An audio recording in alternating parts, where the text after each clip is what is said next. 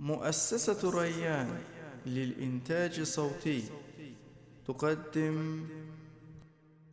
Anam gel unutma beni, oğlun çok sevir seni.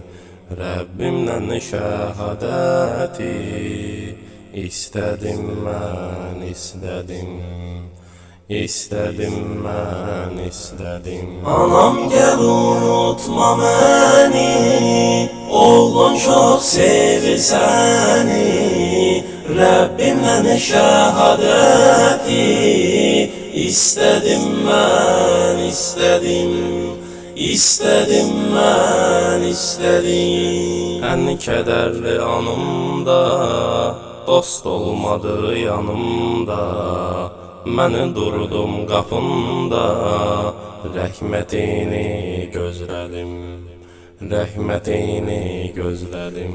Ən kədərli yanımda, dost olmadı yanımda. Mən durdum qapında, rəhmətini gözlədim, rəhmətini gözlədim.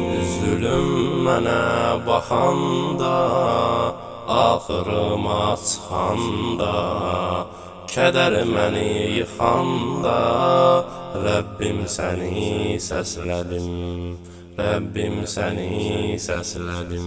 Zülüm mənə baxanda, axırıma çıxanda, kədər məni yıxanda, Rəbbim səni səslədim, Rəbbim səni səslədim. Anam gəl unutma məni, oğlun çox sevir səni.